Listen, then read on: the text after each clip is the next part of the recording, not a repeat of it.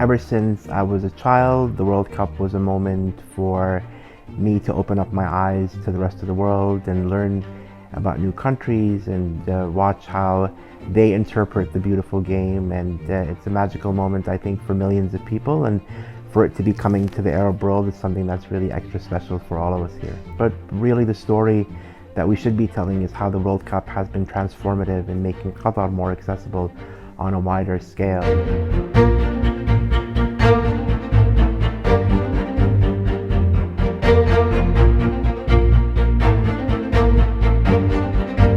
All the stadiums that are going to be used during the World Cup are built to the highest accessibility standards. The World Cup has been a transformative point in making Qatar more accessible to disabled people.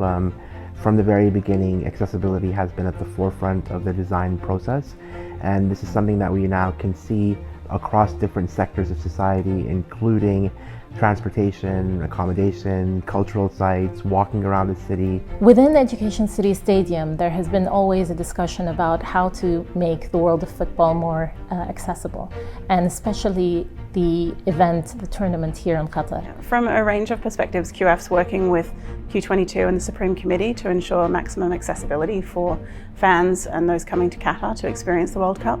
So we're working on Q22's volunteer program and enabling accessibility volunteers to support fans run the FIFA Fan Fest, in the sensory havens on the Corniche, and also as part of the last mile within Education City. A really important part of the planning process for this has been understanding the huge range of different needs from an accessibility standpoint.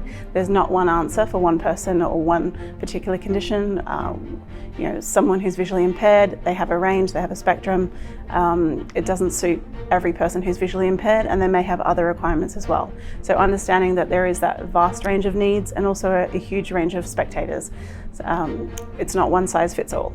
So approaching things from an individual perspective, but trying to understand how that can impact a whole range of different fans. So as someone who has a mobility impairment, perhaps they have limb differences, they may be visually or hearing impaired, or perhaps even someone on the spectrum.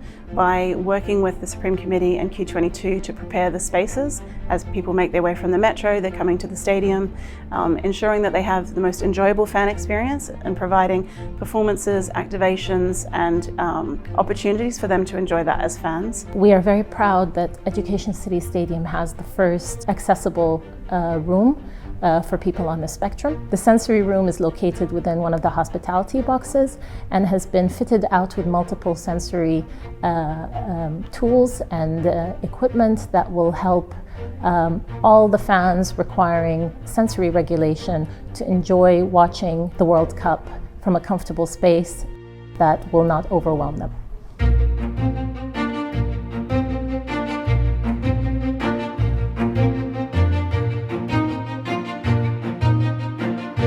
The work that's been done to make the World Cup accessible has set new standards in many different ways. So the impact will not only be felt in Qatar and the region, but it would also inform all mega sporting events moving forward. One of the main things that's also happened here in Qatar is the introduction of the Accessibility Forum, which started in 2016, where disabled people and the organizations that represent them were able to come together and be part of the design process. It's obviously best practice to include disabled people in the design and delivery of services, and that's exactly what happened here in Qatar.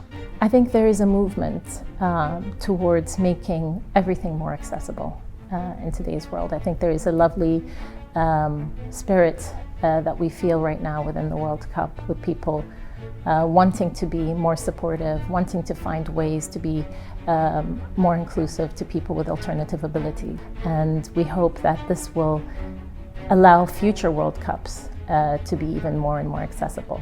It's not about ticking the box at the end of the day, but it's about a journey that we have started, and we hope that it catches on worldwide.